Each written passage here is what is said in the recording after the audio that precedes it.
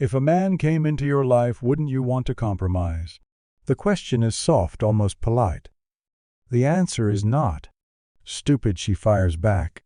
A man comes into my life and I have to compromise. You must think about that one again. It's more than a sharp retort.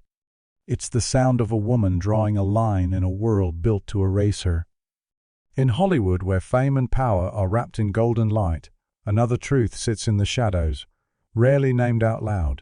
For decades, countless black actresses walked into this industry with full hearts, training, talent, and the quiet hope that hard work would be enough. Instead, many found themselves standing in front of doors held shut by powerful white men, studio heads, producers, directors, husbands, men who, according to many accounts, could decide whether a black woman's star rose, stalled, or vanished. Some of these women lost money. Others lost roles. A few lost almost everything: career, home, health, even the will to keep going. The 15 stories in this file are not fairy tales. They are case studies in how a system can elevate a black actress one day and bury her the next, often through decisions made far away from the camera lens. Once you see the pattern, it becomes difficult to watch old movies the same way again. Sandra Edwards, a rising star extinguished after one night, turned into a crime scene. Hollywood in the early 1960s loved new faces. Sandra Edwards was one of them, a luminous black actress whose appearances in Hawaiian Eye and The Crowded Sky hinted at a long future on screens. She had presence, agility, and the kind of beauty that made casting directors take notice. For a moment, she looked like a new kind of leading lady. Then came 1961. Sandra married Tom Gilson, a white actor she believed would be her partner, not her downfall. According to later reports, the charming performer quickly revealed another side, one marked by alcohol, volatility, and violence. Behind closed doors, Sandra's life turned into a cycle of fear. It was said that Tom's temper flared most fiercely when money came up. Sandra's income from her acting roles, the pay she had fought for, became a battleground. When she refused to simply hand everything over, the arguments escalated into physical assaults and psychological torment. On the night of October 6, 1962, the situation exploded. Sandra was staying at her sister's home in Venice, California, caring for their 8-month-old son. According to police reports and court testimony, Tom arrived in a rage. Witnesses later described a storm of insults, threats, and violence. He allegedly threatened to kill both Sandra and the baby. Cornered, terrified, and with a child's life at stake, Sandra reached for the only option she believed remained. In the chaos, she fired a gun. Tom Gilson was shot and killed. Legally, the case was treated as self-defense. But Hollywood doesn't operate solely on legal verdicts. It operates on fear and perception. Powerful decision-makers, including producers like Daryl F. Zanuck, according to industry accounts, saw not a vulnerable young mother, but a risk. Contracts that had once seemed secure were quietly shredded. Casting lists that once held her name suddenly didn't. Overnight, Sandra Edwards went from promising actress to person no one wanted to hire. The result was a freefall. With 2 children from a previous marriage to support and bills stacking up, she drifted away from the spotlight. Interviews stopped. Offers evaporated. Her career didn't end with a farewell performance. It simply went dark. In 1964, a lucrative film contract reportedly appeared, a potential lifeline. But there was a condition: her children would need to be sent away to boarding school. Sandra refused. She chose her role as a mother over the fragile possibility of a comeback. With that single decision, the last open door closed. From there, the story fades into years of financial struggle and isolation. She lived far from the sets that had once embraced her, carrying the scars of both domestic terror and an industry that decided she was too complicated to keep. When Sandra Edwards died on June 2, 2017, there were no major retrospectives, no Hollywood tributes.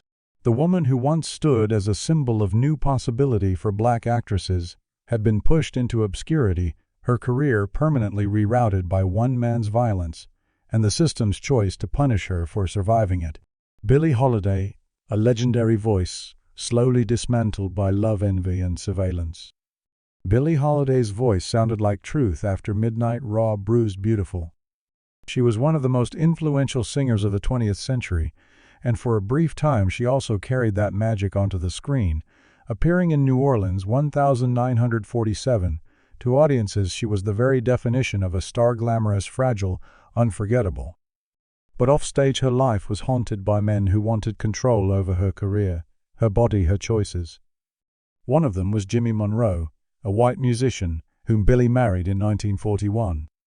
Their relationship, according to biographers and those who knew her, brought more damage than comfort. It was said that Monroe's jealousy and ambition wrapped themselves around Billie's fame like barbed wire. Accounts from the period suggest that he was physically abusive and exerted heavy psychological pressure, especially as her popularity with white audiences grew. Some sources claim he pushed her toward heroin, feeding both her addiction and his control. Whether every detail can be proven or not, the result was unmistakable. Billie's health and judgment began to erode. The more she lit up stages, the smaller her private world became. After each performance, when applause and spotlights faded, she reportedly returned to a home filled with rage, drugs, and manipulative promises. Her voice might have sounded invincible, but her reality was anything but. In 1947, that long, dangerous slide reached a breaking point. Following what was described as a near-fatal beating, Billie landed in a hospital. While she was still fragile, Monroe is believed to have contacted authorities exposing her drug use. The tip triggered a federal case. Billie Holiday was arrested in Philadelphia. Convicted on narcotics charges, she was sent to prison. When she got out, she discovered that her punishment extended far beyond her sentence. Cabaret laws and licensing rules were used to keep her off the stages that had once worshipped her. In New York, at the very clubs where she had been queen, she was suddenly barred from performing. Hollywood, already wary of outspoken black artists, retreated. Roles disappeared. Opportunities shrank to the smallest corners. Under the combined weight of addiction, surveillance, and structural racism, Billie's career went from brilliant to brittle. By the time she died on July 17, 1959, at just 44 years old, she was reported to have only 70 cents in her bank account. Her hospital room was under police guard.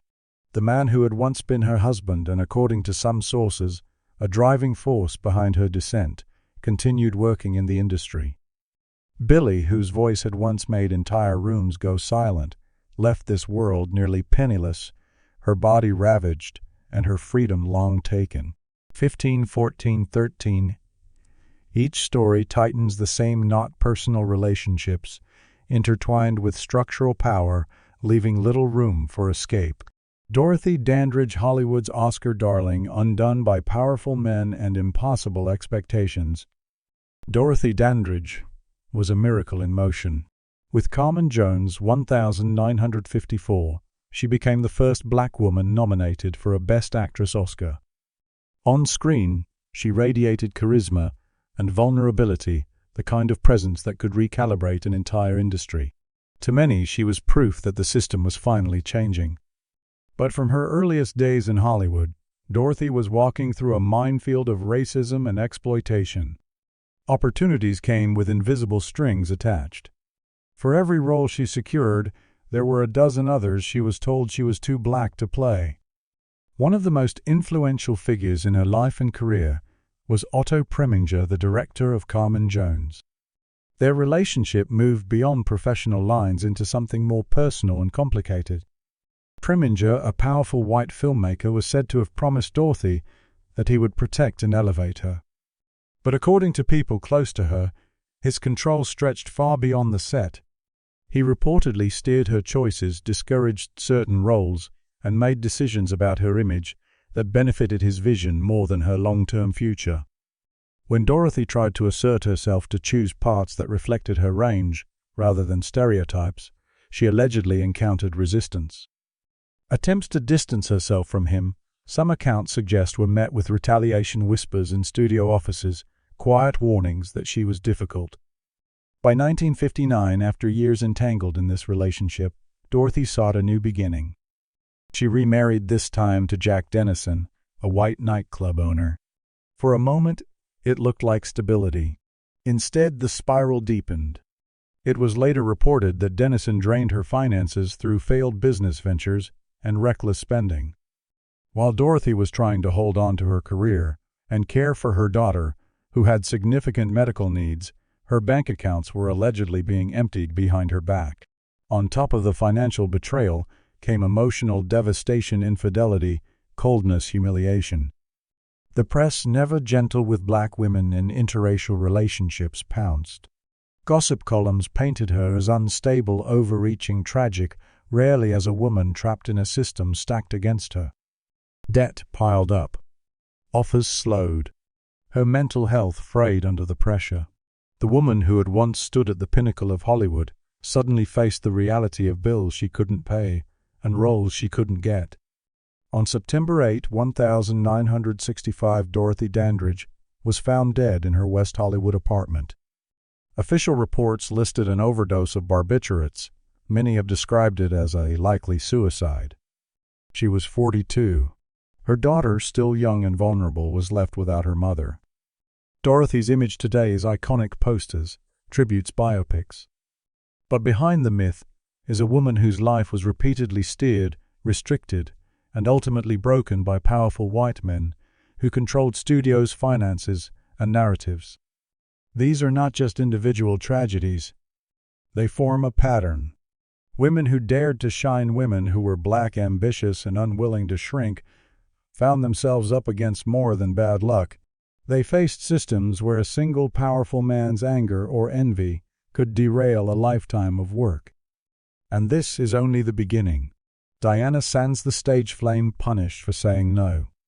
Diana Sands was the kind of actress who didn't just perform a role, she occupied it. Her work in A Raisin in the Sun, 1961, on Broadway and on film, made her a symbol of strength and complexity for black women watching from theater balconies and cramped living rooms. She was proof that a black actress could carry a story's emotional center without shrinking. But as her star rose, she refused to accept the narrow box the industry tried to shove her into. And that decision, according to many who later spoke about her career, came with a brutal price. In 1964, Diana reportedly clashed with Joseph Papp, the powerful white producer behind New York's Public Theater. During the casting process for The Owl and the Pussycat, she pushed hard for the lead role, a part that would have allowed her to play a woman with desire, agency, and messy humanity, not just another stereotype. She wasn't asking for a favor. She was asking to be seen. According to those familiar with the situation, Papp did not respond with openness. He allegedly dismissed her demand, branded her difficult, and in a fury moved to shut her out of major projects. Word traveled fast. In an industry where a handful of white men controlled most stages, one powerful producer's anger could become an invisible wall. Offers began to dry up. Directors heard she was trouble. The woman who had once electrified Broadway found herself quietly dropped from shortlists. Even when she landed film work like The Landlord, 1970, it wasn't enough to rebuild the career she should have had. Behind the dimming spotlight, another threat appeared. In 1972, Diana was diagnosed with lung cancer. The disease moved quickly, and according to reports, her finances were already stretched thin. Years of blocked opportunities had left her without the kind of cushion many white peers enjoyed. Treatment was expensive. Work was scarce. By September 21, 1973, at only 39 years old, Diana Sands was gone. While she lay dying, the theater world she'd once helped energize continued under the same leadership that had pushed her aside. Papp's power remained intact. Diana's story faded into footnote status unless someone insisted on looking closer. Josephine Baker, the black legend, broken by a pen and a file. Josephine Baker was more than a performer. She was an event. On Parisian stages in feathers and glitter, She shattered expectations of what a black woman could be: playful, political, powerful. Offstage, she became a symbol of resistance, working with the French resistance and speaking out against racism. In 1951, she returned to the United States with a purpose: to confront segregation head-on and force the country that had once ignored her to finally listen. Instead, she ran straight into the machinery of backlash. In New York, at the Stork Club, she was refused service because of her skin. What might have remained a single ugly incident escalated when Walter Winchell, a famous white columnist with a talent for destruction, reportedly seized the moment. Rather than exposing the discrimination, he turned on Josephine, branding her unpatriotic, dangerous, even suggesting ties to communism. It was said that his words triggered more than public outrage. They drew government eyes. According to declassified records, Josephine came under FBI scrutiny. Files were opened. Allegations unproven and politically convenient followed her every move. The professional cost was devastating. She was quietly blacklisted from major U.S. venues. Film contracts evaporated. The country that should have celebrated her for challenging racism instead treated her like a problem to be removed. Her American career, already fragile, collapsed. Financial strain followed swiftly. With tours canceled and income slashed, she struggled to support the massive Rainbow Tribe family she had built through adoption. Assets were reportedly seized or sold to cover mounting debts. Josephine, who had once been the toast of 2 continents, found herself scrambling to keep the lights on. She fled back to France, the country that had first embraced her. There she rebuilt some of her reputation and found stages that still wanted her. But the wound left by America never fully healed. Hollywood never came back for her. The offers never returned in the way they should have. When Josephine Baker died on April 12, 1975, she remained a legend, but also a cautionary tale about what happens when a black woman dares to confront racism on her own terms in a system that prefers its stars silent. Eartha Kitt, Catwoman, exiled for speaking in the wrong room. Eartha Kitt, with her unmistakable voice and feline elegance, was unforgettable as Catwoman in the 1960s Batman series. She sang, danced, and acted with a kind of fearlessness that could disarm or intimidate depending on who was watching. To many fans, she was pure power, self-possessed, witty, untouchable. But in January 1968, she did something Hollywood never truly forgave. She told the truth in front of a president. Invited to a White House luncheon hosted by Lady Bird Johnson, Eartha found herself in a room where people were expected to smile, nod, and keep dissent polite. When the topic of the Vietnam War arose, she refused to play along. She spoke bluntly about the cost of the conflict, about young lives being wasted, about the pain in American communities. Her words, according to accounts from the time, stunned the room. President Lyndon B. Johnson was reported to be furious. In a system where a handful of men could quietly rearrange careers, that anger mattered. Not long after, a pattern emerged. Articles painted Eartha as unstable, troublesome, even dangerous. Reports say the CIA compiled a file on her, labeling her a security concern. Bookings in the United States dried up. Opportunities she had earned over years of work disappeared almost overnight. She wasn't formally charged with anything. She was simply removed. Eartha spent years in Europe, performing in Paris and other cities, far from the stages and studios that had once celebrated her. She worked, but it was never quite the same. The career that had been ascending was now bent sideways by a moment of public honesty for which powerful white men seemed determined to make her pay. When she finally returned to the U.S. in the late 1970s, some work came back with her. But the trajectory she should have had, the roles, the films, the big-budget vehicles, never fully materialized. The shadow of that White House luncheon followed her for the rest of her life, until Eartha Kitt's death. On December 25, 2008, truth lingered. A single afternoon of telling the president what he didn't want to hear had cost her years of opportunity. Hazel Scott, a piano genius silenced by a file in a drawer. Hazel Scott was brilliant. A prodigy on piano, a captivating performer on stage and screen, she became one of the rare black women in the 1940s to cross over into mainstream Hollywood, appearing in films like Rhapsody. In Blue 1945, she was elegance and fire in equal measure. But Hazel wasn't content to just play. She insisted on dignity. She refused to perform in segregated venues. She publicly condemned racism. And in an era soaked in paranoia and retaliation, the combination black, outspoken, visible drew dangerous attention. In 1950, as anti-communist hysteria peaked, Hazel used her platform to challenge discrimination in the entertainment industry. According to later reports and declassified documents, her name soon appeared on J. Edgar Hoover's radar.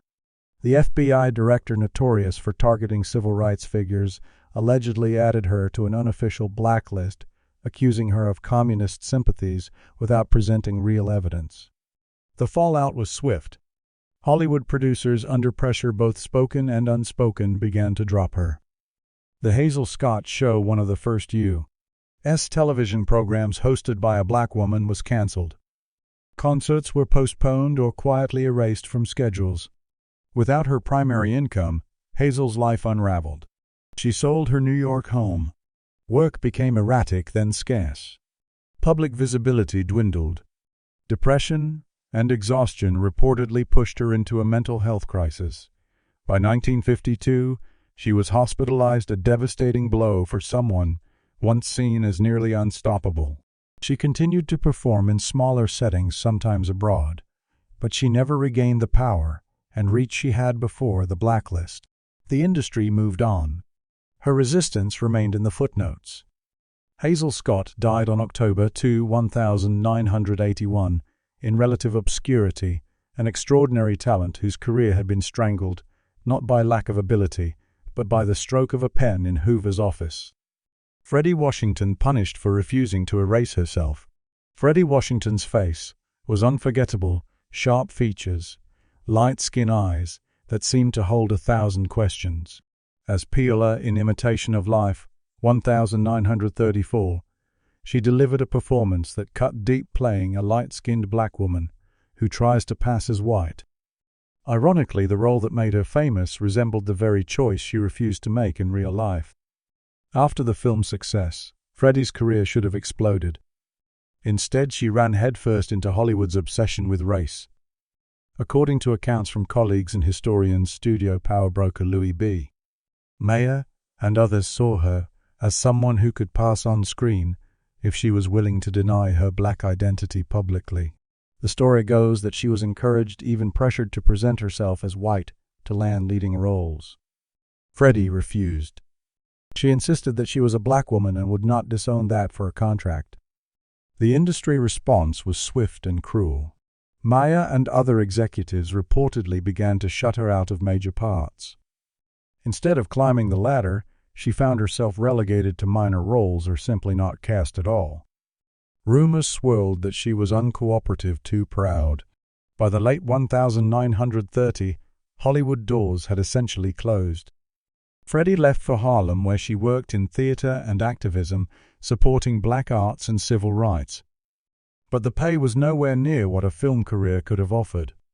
To survive, she took jobs outside, performing secretarial work, odd jobs, whatever kept her afloat. Her refusal to erase her identity had cost her an entire trajectory. Freddie Washington died on June 28, 1994.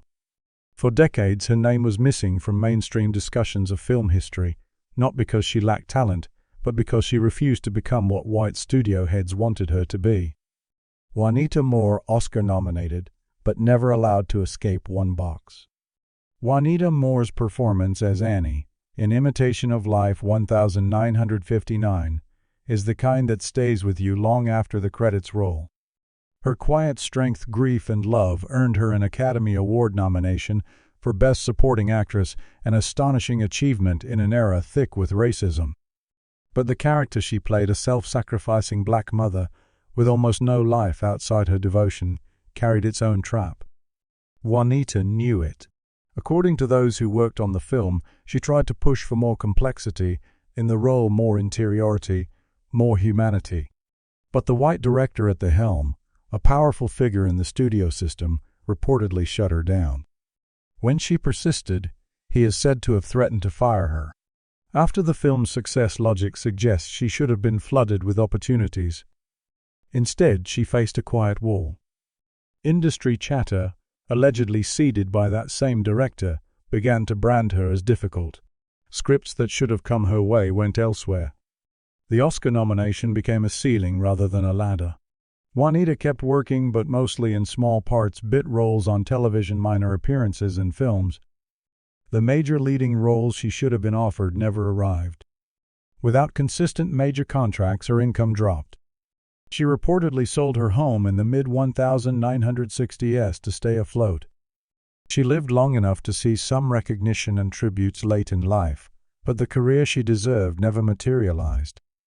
Behind the applause for imitation of life was a quieter truth. One white director's grudge had helped limit how far she was allowed to go.